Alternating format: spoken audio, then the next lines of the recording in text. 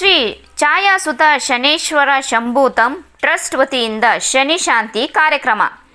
ಹೌದು ವೀಕ್ಷಕರೇ, ದಾಸರಳ್ಳಿ ವಿಧಾನಸಭಾ ಕ್ಷೇತ್ರದ ಬಾಗಲಕುಂಟೆ ವಿನಾಯಕ ನಗರ ಕರಿಕಲ್ಲಿನಲ್ಲಿರುವ ಶ್ರೀ ಛಾಯಾಸುತ ಶ್ರೀ ಶನೇಶ್ವರ ಸ್ವಾಮಿ ದೇವಾಲಯದಲ್ಲಿ ಶನಿಪಥ ಬದಲಾವಣೆಯ ಅಂಗವಾಗಿ ಶ್ರೀ ಕ್ಷೇತ್ರದಲ್ಲಿ ಶನಿ ಶಾಂತಿಯನ್ನು ವೇದರತ್ನ ಶ್ರೀ ಗೌತಮ್ ಶರ್ಮಾ ಸ್ವಾಮೀಜಿಗಳಿಂದ ಶನಿಶಾಂತಿ ಹೋಮ ಹವನ ಸೇರಿದಂತೆ ಶ್ರೀ ಶನೇಶ್ವರ ಸ್ವಾಮಿಗೆ ಅಭಿಷೇಕ, ಬಗೆ ಬಗೆ ಹೂವಿನಿಂದ ಅಲಂಕಾರ ಮಾಡಿ ವಿಶೇಷ ಪೂಜೆ ಸಲ್ಲಿಸಲಾಯಿತು.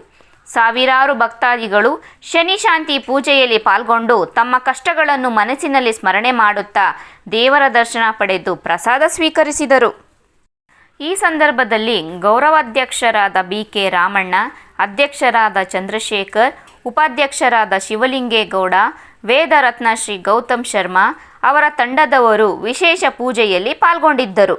ನೋಡಿ, ವಿಶೇಷವಾಗಿ ಈ ಒಂದು ಕರೆಕಲ್ಲು ಶನೀಶ್ವರ ಸ್ವಾಮಿ ದೇವಾಲಯ, ಆ ದೇವಾಲಯದಲ್ಲಿ ನಾವೊಂದು ಸ್ವಾಮಿಯ ಪೂಜೆಯನ್ನು ಮಾಡ್ತಾ ಇರುವಂಥದ್ದು. ವಿಶೇಷವಾಗಿ ಇಲ್ಲಿ ಸಾಂಬ ಶಿವರುದ್ರ ಎಲ್ಲ ವ್ಯಾಧಿಗಳನ್ನು ನಿವಾರಣೆ ಮಾಡುವಂತಹ ಈಶ್ವರನು ನನ್ನ ಬಲಭಾಗದಲ್ಲಿರುವಂಥದ್ದು. ತದನಂತರ ನನ್ನ ಸ್ವಾಮಿಯ ಮಧ್ಯಭಾಗದಿಂದ ಎಡಭಾಗಕ್ಕೆ ತಗೊಂಡ್ರೆ ಅಲ್ಲಿ ಮುಖ್ಯ ಪ್ರಾಣ ವೀರಾಂಜನೇಯ ಸ್ವಾಮಿ ಇಲ್ಲಿ ಪ್ರತಿಷ್ಠಾಪನೆಯಾಗಿ ನೆಲೆಸಿರುವಂಥದ್ದು ನಡೀತಾ ಇದೆ. ವಿಶೇಷಗಳು ನೀವೇನು ಅಂತ ಕೇಳ್ಬೋದು. ಇಲ್ಲಿ ಪ್ರತಿಯೊಬ್ಬರ ಕಷ್ಟ ಕಾರ್ಪಣ್ಯಗಳಿಗೆ ಮನುಷ್ಯನ ವಾಗ್ದಾನಕ್ಕಿಂತ ಸ್ವಾಮಿಯ ವಾಗ್ದಾನ ವಿಶೇಷವಾಗಿ ಆಗುತ್ತೆ. ಅದಕ್ಕಿಂತ ವಿಶೇಷ ಏನಪ್ಪ ಅಂದರೆ, ಸ್ವಾಮಿಯದಷ್ಟೇ ಅಲ್ಲ, ನಾವು ಸಾಂಬ ಶಿವರುದ್ರನಲ್ಲಿ ಪ್ರಸಾದ ಆಗುವಂಥದ್ದು ಹೆಚ್ಚಿನ ಜನಗಳಿಗೆ ತಿಳುವಳಿಕೆ ಇರೋದಿಲ್ಲ. ನಮ್ಮ ಜಾಗದಲ್ಲಿ ಆ ಸ್ವಾಮಿಗೂ ಕೂಡ ಪ್ರಸಾದವನ್ನು, ಕೋರಿಕೆಗಳನ್ನು ಇಟ್ಟರೆ ಅದು ಪ್ರಸಾದವಾಗ್ತದೆ. ನಂತರ ಮುಖ್ಯ ಪ್ರಾಣ ವೀರಾಂಜನೇಯನಿಗೂ ಕೂಡ ಇಲ್ಲಿ ಪ್ರಸಾದಗಳು ನಡೆಯುವಂಥದ್ದು. ಅಂದರೆ ಅವರ ಮನೋಸಂಕಲ್ಪವನ್ನು ಬಂದು ಸ್ವಾಮಿಯ ಎದುರಿನಲ್ಲಿ ಪುಷ್ಪವನ್ನು ಸಮರ್ಪಣೆಯನ್ನು ಮಾಡಿ ಮನೋಸೋದಿಷ್ಟ ಅಂದರೆ ಮನಸ್ಸಲ್ಲಿರುವಂಥ ಕಾಮನೆಗಳನ್ನು ಕೇಳಿದಾಗ ಆ ಭಗವಂತ ಆಗುತ್ತಾ ಅಥವಾ ಇಲ್ಲ ಅನ್ನೋದನ್ನು ಎಡಭಾಗ ಅಥವಾ ಬಲಭಾಗದಲ್ಲಿ ನಿಧಾನವಾಗುತ್ತೆ ಅಂದರೆ ಮಧ್ಯಭಾಗದಲ್ಲಿ ಪ್ರಸಾದವನ್ನು ಕೊಡುವಂತಹ ಕಾರ್ಯವನ್ನು ಎಲ್ಲ ಕರ್ಮ ಫಲದಾದಂತಹ ಶ್ರೀಮನ್ ಶನೇಶ್ವರ ನಮ್ಮ ಜಾಗದಲ್ಲಿ ನಡೀತಾ ಇರುವಂಥದ್ದು. ವಿಶೇಷವಾಗಿ ಇಲ್ಲಿ ವೃಕ್ಷಗಳನ್ನು ಕೂಡ ನಾವು ಬೆಳೆಸುವಂತಹ ಕಾರ್ಯವನ್ನು ಮಾಡ್ತಿದ್ದೇವೆ. ಇನ್ನು ಮುಂದಿನ ದಿನಗಳಲ್ಲಿ ಭಕ್ತಾದಿಗಳಲ್ಲಿ ವಿಶೇಷವಾದ ಮನವಿ ಏನು ಕಳಿಸ್ತೀನಿ ಅಂದರೆ, ಇಲ್ಲಿ ಎಲ್ಲ ದೇವಾಲಯಗಳಲ್ಲೂ ನವಗ್ರಹಗಳನ್ನು ಮಾತ್ರ ನೀವು ನೋಡಿರ್ತೀರ. ಮುಂದಿನ ಫೆಬ್ರವರಿ ತಿಂಗಳಿನಲ್ಲಿ, ಮಾಘ ಮಾಸದಲ್ಲಿ ನಾವು ವಿಶೇಷವಾಗಿ ದಂಪತಿಗಳ ಸಮೇತವಾಗಿ ನವಗ್ರಹ ಪುನಃ ಪ್ರತಿಷ್ಠಾಪನೆಯನ್ನು ಮಾಡುವಂತಹ ಕಾರ್ಯವನ್ನು ಮಾಡುವಂತಹ ಸಾಧ್ಯತೆಗಳು ನಾವು ಮತ್ತು ನಮ್ಮ ಆಡಳಿತ ಮಂಡಳಿಯವರೆಲ್ಲ ಸೇರಿ, ನೀವು ಯಾರ್ಯಾರು ಭಕ್ತಾದಿಗಳಿದ್ದೀರೋ ಅವರೆಲ್ಲವರೊಂದು ಜೊತೆಗೂಡಿ ಆ ಒಂದು ಸಂಕಲ್ಪವನ್ನು ಮಾಡಬೇಕು ಅಂತೇಳಿ ನಾವು ಸಂಕಲ್ಪವನ್ನು ಮಾಡಿದ್ದೇವೆ.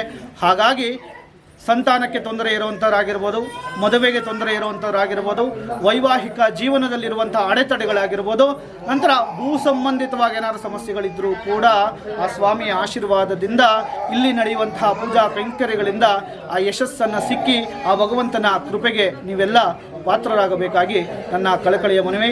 ಹೆಚ್ಚಿನ ಸಂಖ್ಯೆಯಲ್ಲಿ ಭಕ್ತಾದಿಗಳು ಆಗಮಿಸಿ ಆ ಸ್ವಾಮಿಯ ಕೃಪೆಗೆ ಪಾತ್ರರಾಗಿ ಶನೇಶ್ವರ ಅಂದರೆ ಎಲ್ಲರಿಗೂ ಭಯ ಏನಪ್ಪ ಅಂದರೆ, ಅಯ್ಯೋ ಹೆಗಲೇರು ಬಿಡ್ತಾನೆ ಅಂತ. ಖಂಡಿತವಾಗ್ಲೂ ಇಲ್ಲ. ನೀವು ಎಷ್ಟು ಶ್ರದ್ಧಾ ಭಕ್ತಿಗಳಿಂದ ಜೀವನವನ್ನು ಮಾಡ್ತೀರೋ ಅಷ್ಟೇ ಶ್ರದ್ಧಾ ಭಕ್ತಿಗಳಿಂದ ಭಗವಂತ ನಿಮ್ಮನ್ನು ಕಾಪಾಡ್ತಾನೆ ಅಂತ ಹೇಳಿ ನನ್ನ ಮಾತನ್ನ ಮುಗಿಸ್ತಾ ಇದ್ದೀನಿ. ಸರ್, ಸ್ವಾಮಿ ಈಗ ಮಾತಾಡ್ಬೇಕಾದ್ರೆ ಹೇಳ್ತಾ ಇರಿ ಕಟ್ಟಡ ಜೀರ್ಣೋದ್ಧಾರ ಮಾಡಬೇಕು ಅಂತ. ಹೌದು, ಅದಕ್ಕೆ ಹೆಚ್ಚು ಧನ ಸಹಾಯ ಬೇಕು. ಹೌದು. ಅದ್ರ ಬಗ್ಗೆ ಭಕ್ತಾದಿಗಳು ಏನು ಹೇಳ್ತೀರಾ? ಇದಕ್ಕೆ ವಿಶೇಷವಾದ ಹೆಸರಿದೆ, ಛಾಯಾಸುತ ಶನೇಶ್ವರ ಸಂಭೂತಂ ಅಂತ. ಅದೇ ಮೆನ್ಷನ್. ವಿಶೇಷ ದೇವಾಲಯದ ಹೆಸರನ್ನು ನಮಗೆ ತಿಳಿಸ್ಕೊಡ್ತಾ ಇದ್ದಾರೆ. ಛಾಯಾಸುತ ಶ್ರೀ ಶನೇಶ್ವರ ಸಂಭೂತಾಯ ನಮಃ ಅಂತ ನಾವು ಕರೆಯುವಂಥದ್ದು. ಛಾಯಾಸುತ ಅಂದರೆ ಆ ಸೂರ್ಯನ ಪತ್ನಿಯಾದಂತಹ ಛಾಯಾಸುತನಾದಂತಹ ಶನೇಶ್ವರನ ಸಂಭೂತ ಅಂದರೆ ಶನೇಶ್ವರನ ಮುಖಾಂತರವಾಗಿ ಈ ಒಂದು ಸ್ಥಳದಲ್ಲಿ ನೆಲೆಸಿ ಎಲ್ಲರಿಗೂ ಇರುವಂತಹ ಶನಿದೋಷಗಳನ್ನು ವಿಶೇಷವಾಗಿ ನಿವಾರಣೆ ಮಾಡುವಂಥ ಕಾರ್ಯವನ್ನು ಇಲ್ಲಿ ಮಾಡ್ತಾ ಇದ್ದೇವೆ. ಕಟ್ಟಡದ ಮತ್ತು ದೇವಾಲಯದ ಅಭಿವೃದ್ಧಿಗೋಸ್ಕರ ನಾವು ಜನರಲ್ಲಿ ಕೇಳ್ಕೊಳ್ಳೋದೇನಪ್ಪ ಅಂದರೆ, ಹೆಚ್ಚಿನ ಸಂಖ್ಯೆಯಲ್ಲಿ ನಾವೇನು ದುಡ್ಡು ಕೊಡಿ ಕಾಸು ಕೊಡಿ ಅಂತ ಕೇಳಲ್ಲ. ಒಬ್ಬರಿಂದ ಒಬ್ಬರಿಗೆ ಈ ದೇವಾಲಯದ ಆಗುವಂಥ ಪವಾಡಗಳನ್ನು ತಿಳಿಸಿ ಇಲ್ಲಿ ಬಂದು ಸ್ವಾಮಿಯ ಸೇವೆಯನ್ನು ಮಾಡಿ ಫಲಗಳನ್ನು ಸ್ವೀಕಾರವನ್ನು ಮಾಡಿ ಇಲ್ಲಿ ನಡೆಯುವಂಥದ್ದನ್ನು ನೀವೇ ಕಣ್ಣಾರ ನೋಡಿ ಆಮೇಲೆ ತದನಂತರ 4 ಜನಕ್ಕೆ ತಿಳಿಸುವಂಥ ಕಾರ್ಯ ಮಾಡಿದಾಗ ಭಗವಂತ ನಿಮ್ಮನ್ನು ಬೆಳೆಸಿರ್ತಾನೆ. ನೀವು ಭಗವಂತನಿಗೆ ಅವನಿಗೆ ಒಂದು ಸ್ಥಾನಕ್ಕೆ ಒಂದು ಅಲ್ಪ ಕಾಣಿಕೆಯನ್ನು ಕೊಡ್ಬೋದು ಅಂತ ನಾನು ವಿಷಯವನ್ನು ತಿಳಿಸ್ತೀನಿ.